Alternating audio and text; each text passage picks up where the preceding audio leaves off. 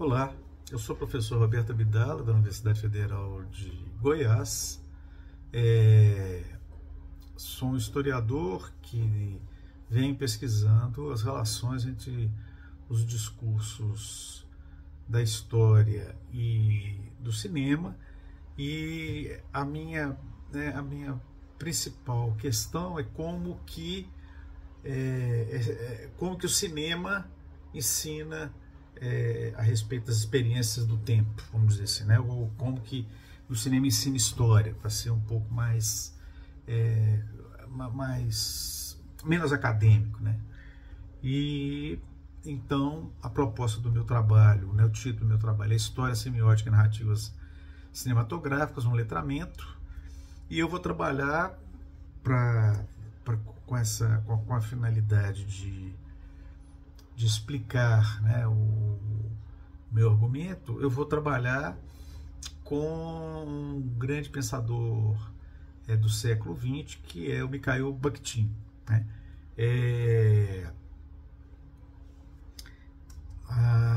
O termo semiótica nasce da convergência do trabalho de três grandes pesquisadores da cultura: o Vygotsky, trabalhando com a mente humana, o Mikhail Bakhtin, trabalhando com os discursos, né, com a linguagem, né, um filósofo da linguagem, e o Raymond Wyness, trabalhando com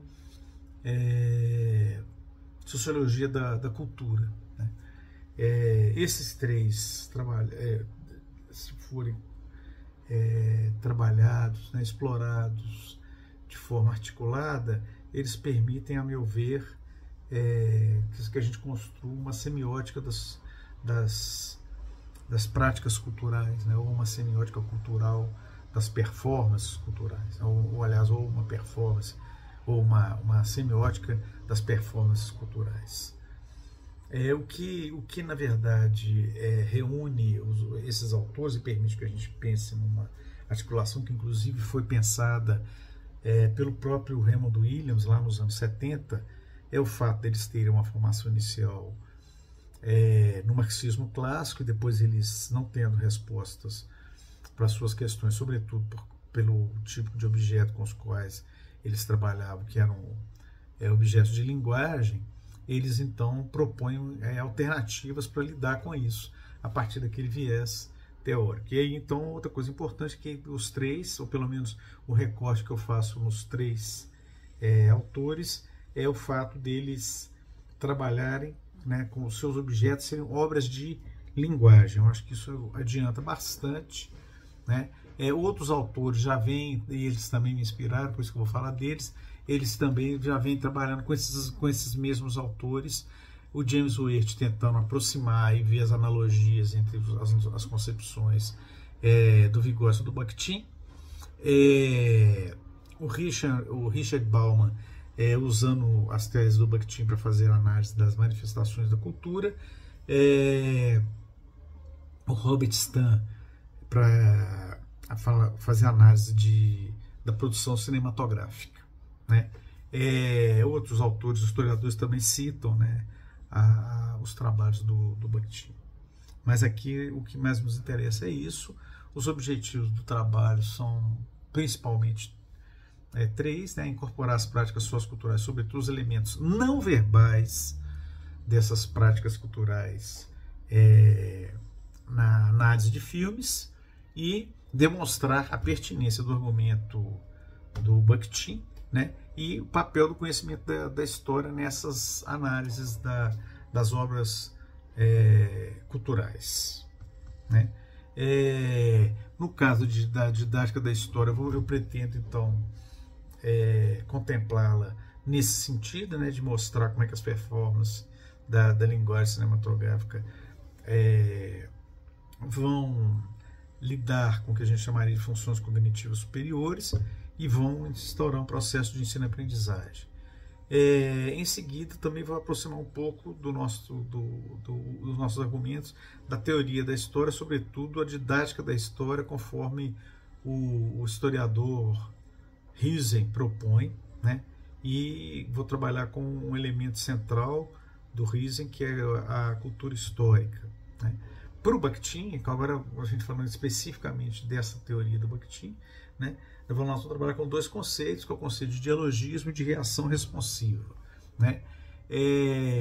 O dialogismo é uma proposição central na obra bakhtina porque é um elemento epistemológico atribuído à linguagem e, ao mesmo tempo, é também a solução metodológica para aprender a dinâmica da cultura onde emergem, né, e circulam os discursos.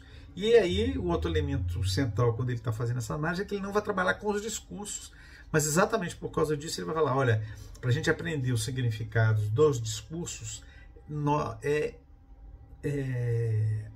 nós precisamos considerar os discursos onde eles emergem, ou seja, nos contextos socioculturais históricos, no interior dos quais eles cumprem um papel, e esse papel é de comunicação.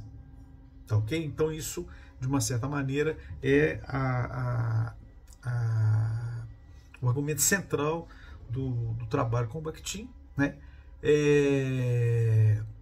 Então, o dialogismo obriga o foco da análise se voltar para o enunciado, né, e não para a obra isolada. Por fim, a gente vai trabalhar também com um conceito de ferramentas culturais do James Wert, da cultura histórica do Riesing, que eu já tinha falado, e o que reúne todos essas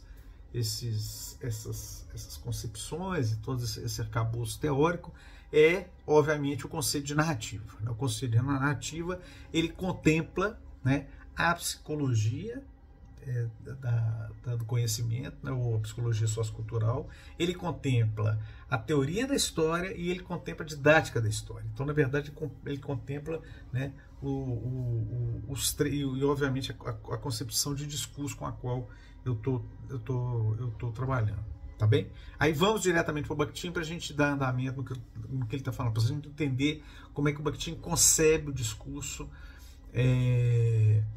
e como é que a análise da gente caminha. Então ele vai dizer, isso é o texto do Bakhtin, é o seguinte, olha, a comunicação verbal nunca poderá ser compreendida e explicada fora desse vínculo à situação concreta. A comunicação verbal entrelaça inextricavelmente a outros tipos de comunicação e cresce com eles sobre o terreno comum da situação de produção. Não se pode, evidentemente, isolar a comunicação verbal da comunicação global em perpétua evolução, né? Obviamente, eu estou falando para vocês aqui num contexto acadêmico, mas eu estou também dialogando com outras dimensões desse conceito, dessa cultura, né? Então, graças a esse vínculo concreto com a situação, a comunicação verbal é sempre acompanhada por atos sociais de caráter não verbal. Quais seriam esses atos? Gestos no trabalho, atos simbólicos de um ritual, cerimônias, etc. Dos quais a comunicação verbal, né, é muitas vezes apenas um complemento, desempenhando um papel meramente auxiliar. Então veja, o que ele está considerando o discurso? Ele está considerando que o discurso ele está no bojo de um universo, né, onde circulam seres humanos e uma série de discursos que atribuem significado a esse mundo. É disso que se trata. E aí ele também vai nos explicar o que ele chama de reação responsiva. Ele está falando, toda enunciação, então o quê? Pensando que ele não está trabalhando com o discurso, ele pensa com o enunciado. Então ele fala, toda enunciação, ou seja, né, a expressão do discurso, mesmo na forma imobilizada da escrita, é uma resposta a alguma coisa e é construída como tal. É uma resposta.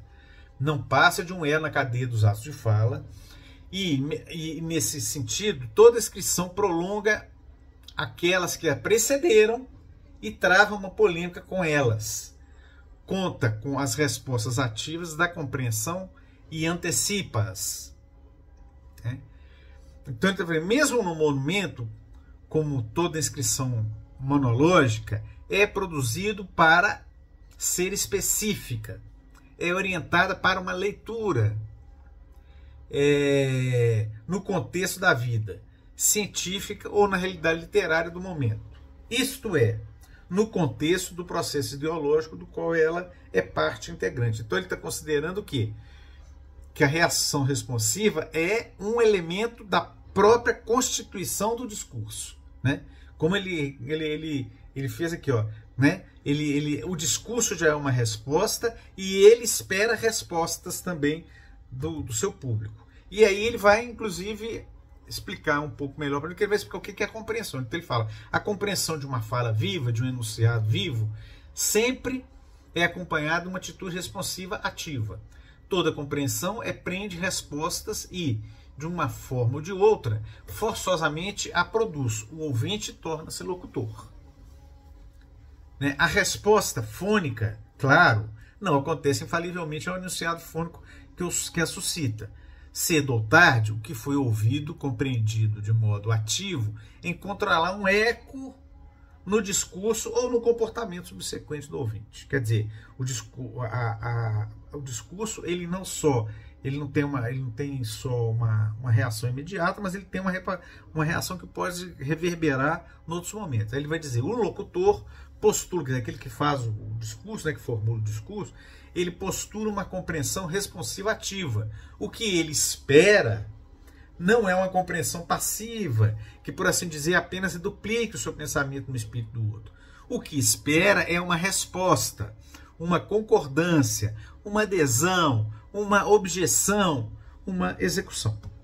Então, nesse sentido, a gente pode dizer que uma reação responsiva se desdobra em posturas volitivas, né, da seguinte ordem, de uma simples resposta fônica, ou uma forma mais complexa em reflexões sobre um tema, ou uma concordância, uma decisão, ou uma objeção, ou, por fim, num ato que se materializa no comportamento, numa execução do público. Tá bem?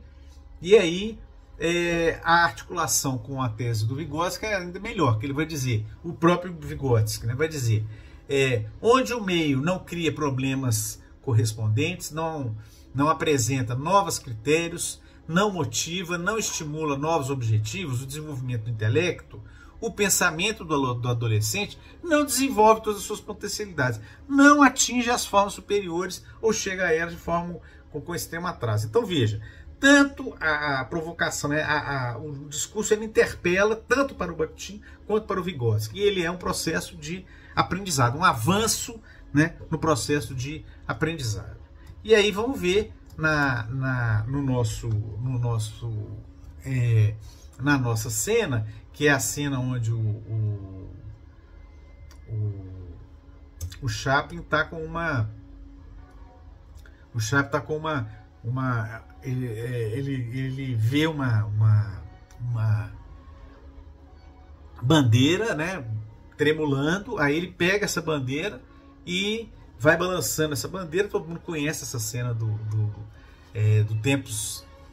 tempos modernos. E aí essa bandeira, no primeiro momento, ela tem um significado que assim é a ameaça de perigo de um carro. Mas quando atrás do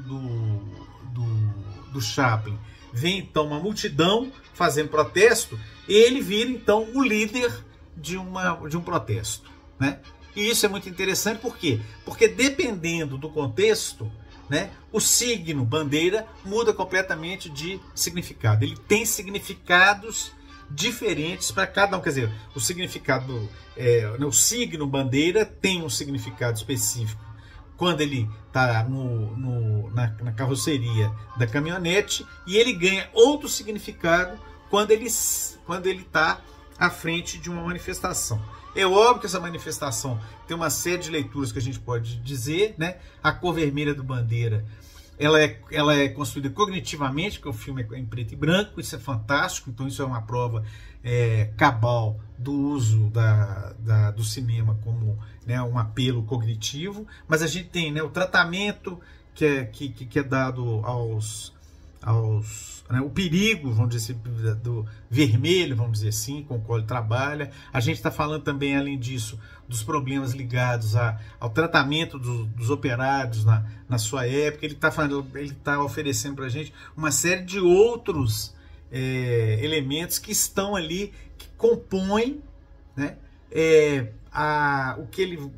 o que eu estou chamando então de performances da cultura. Muito obrigado.